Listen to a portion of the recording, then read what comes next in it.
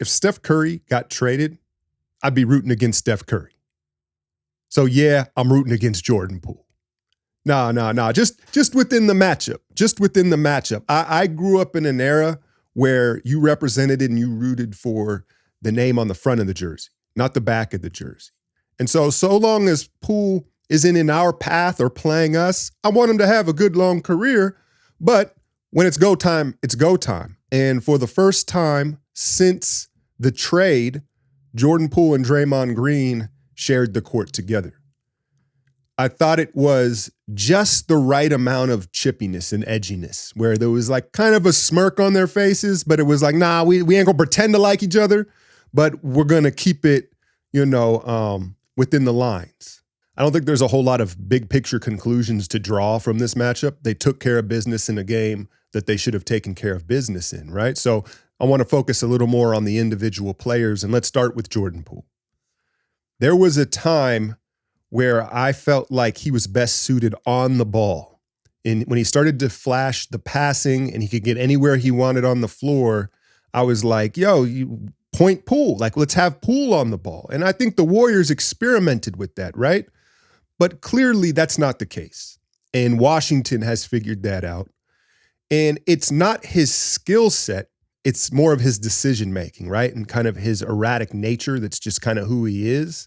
And so when you put him off the ball and you put him in these second side actions and these plays late in the clock where it's like, okay, go to work, or there's just these spots on the floor where he can kind of get into his bag, I think it's made him more efficient, right? And I think he has focused on simplifying the game to an extent. You saw him get a little carried away in this one. I think emotions were running high, right? You can expect that.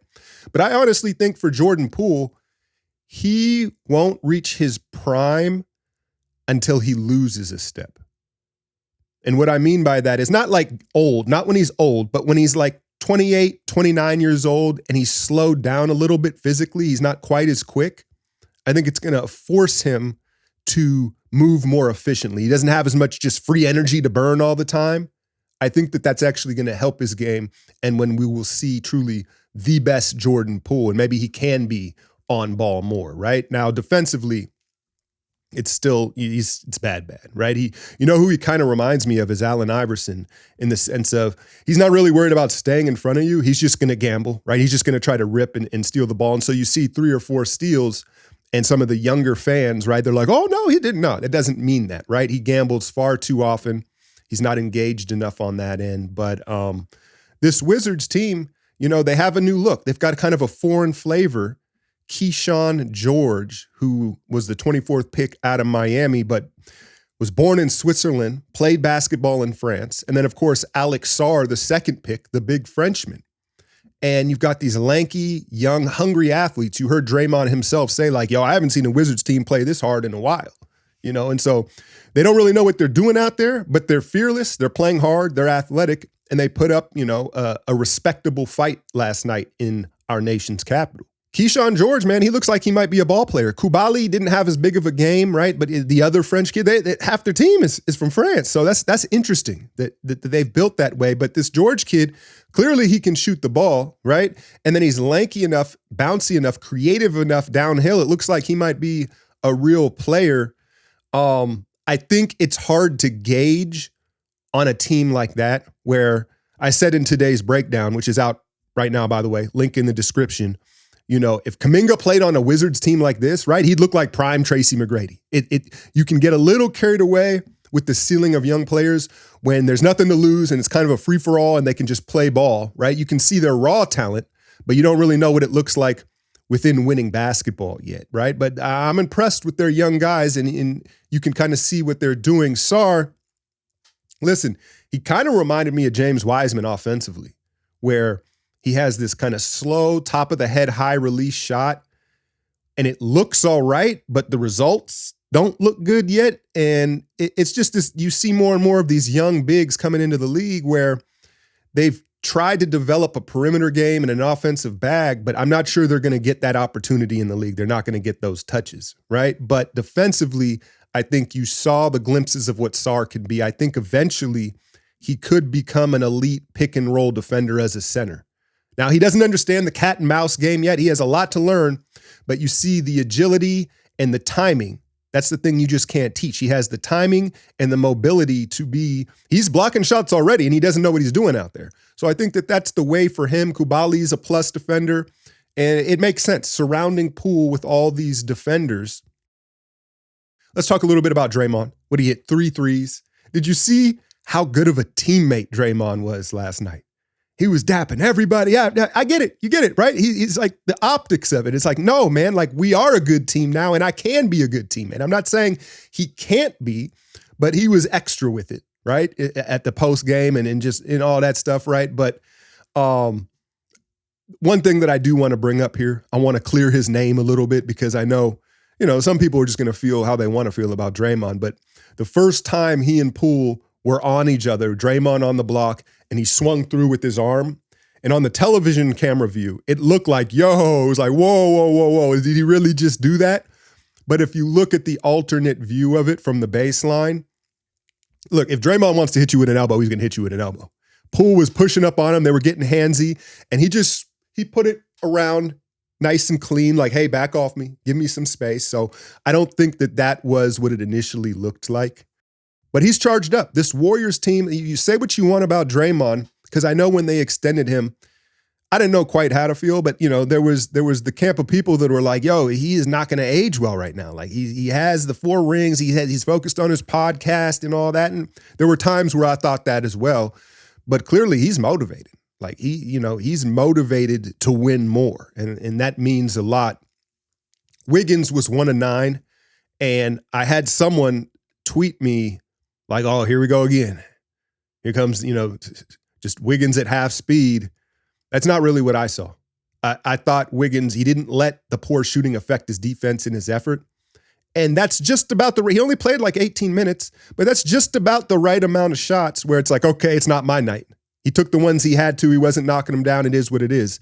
As long as Wiggins remains aggressive and plays hard, he's not going to shoot it great every night. All that means is now he can bounce back against Boston or Cleveland. So I didn't have a problem with Wiggins having an off night, right? So I guess I'm kind of burying the lead, though. Steph returns.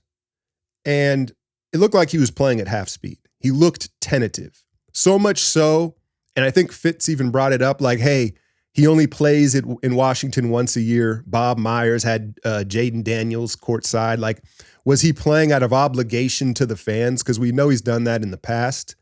Or was he really, all right to play?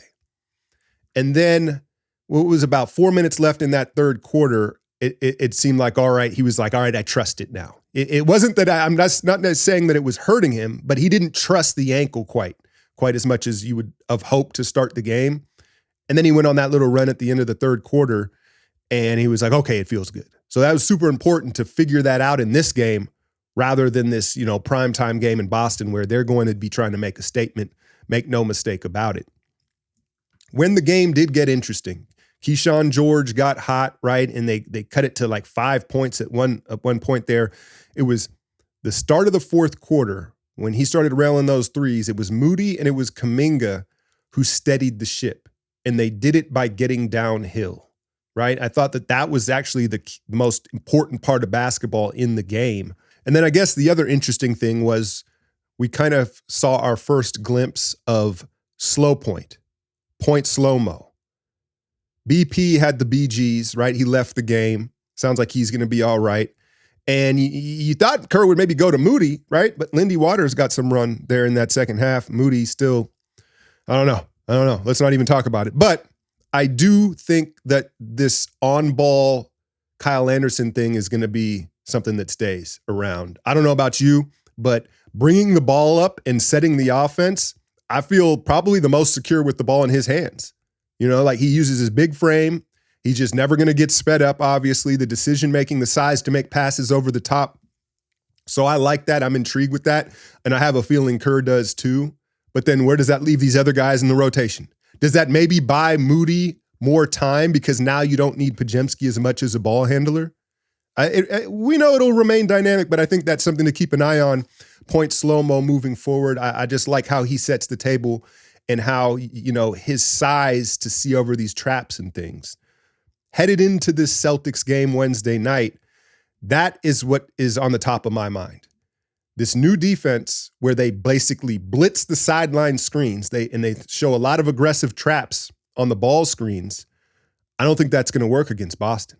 I'm curious to see if they are just like, this is what we do and we're going to do it against every opponent, because the way Boston shoots the three, spreads the floor, the amount of ball handlers they have, I think that's a recipe for disaster. I think they're going to have to play the ball screens a little more honest and a little less aggressive. Show it at times, right? Show it at times. But if they try to come out of the gate doing that, I think it's going to backfire on them. But I'm excited for this one and this big 3-game stretch here as kind of like a measuring stick. I'd honestly be happy with one of the three. I think we've been afforded that with the 6-1 start. But hey, I'm wrong all the time. And I tend to play it a little pessimistic when it comes to these things. But it starts Wednesday night in Boston. If we get this Boston game, you can expect me to hop on live after that, because I'll be impressed. As always, hit that like, share, and subscribe. I'm out, y'all.